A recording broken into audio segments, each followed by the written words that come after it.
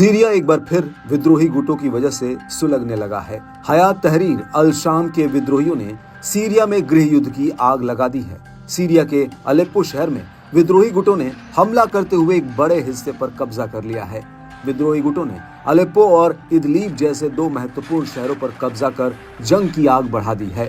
राष्ट्रपति बशर अल असद की मदद के लिए रूस की सेना ने मोर्चा संभाला है, लेकिन अब सीरिया के संग्राम में एक नया मोड़ आने वाला है। इसकी बड़ी वजह यह है कि ईरान ने सीरिया के समर्थन में एंट्री मारने का ऐलान कर दिया है। अब ईरान की सेना सीरिया की मदद के लिए गोले बरसाएगी और खाड़ी में एक नए जंग की आशंका भय गहरा गई है। ईरान की एंट्री से अब इजराइल भी जंग में कूदेगा, तो उधर रूस की एंट्री की वजह से अब अमेरिका भी सीरिया में उतरेगा।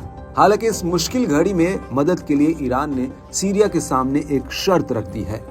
ईरान ने कहा कि मदद के लिए दमिश्क को आधिकारिक तौर पर अनुरोध करना होगा।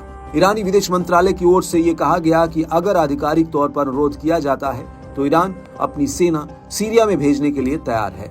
सीरिया और ईरान रणनीतिक सहयोगी हैं। दोनों मुल्कों का शिया समुदाय प्रतिनिधित्व करता है।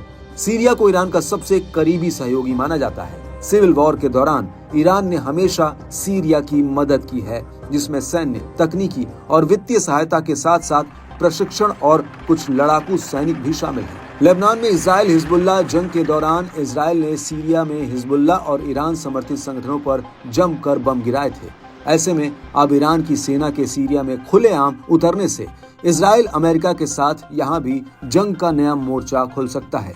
लेकिन यहाँ ईरान के साथ रूस के रूप में सबसे भरोसेमंद और ताकतवर दोस्त साथ होगा।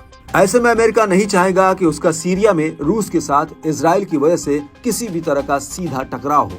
लेकिन सीरिया की मदद के लिए ईरान हमेशा ही साथ खड़ा रहा है। इस बार HTS यानी हयात तहरीर अल शाम और दूसरे गुटों ने दो राष्ट्रपति बशर अल असद की नींद उड़ा दी है। इस बार HTS यानी हयात तहरीर अल शाम और दूसरे गुटों ने राष्ट्रपति बशर अल असद की नींद उड़ा दी है। सीरिया की लड़ाई में अब तक हजारों नागरिक मारे जा चुके हैं। लोग अपना घर और शहर छोड़कर पलायन को मजबूर हैं। हालांकि ईरान ने सीरिया में अपनी फोर्स को भेजने के लिए मंजूरी दे दी है, लेकिन साथ ही ये शर्त रखी है कि आधिकारिक तौर पर इसके लिए अनुरोध किया जाए। सीरिया पर हमले की शुरुआत हयात तहरीर अल शाम ने की है। सीरिया के इदलिब और अलेप्पो शहर पर इसका कब्जा है। पहले इस गुट को नुसरा फ्रंट के नाम से पहचाना जाता था। HTS को बनाने वाला दरअसल अल कायदा था। असद सरकार का लगातार विरोध करने की वजह से ये सीरिया सरकार का सबसे बड़ा दुश्मन बन चुका है। रूस, अमेरिका समेत कई देश इस गुट को आतंकी संगठन घोषित कर चुके हैं।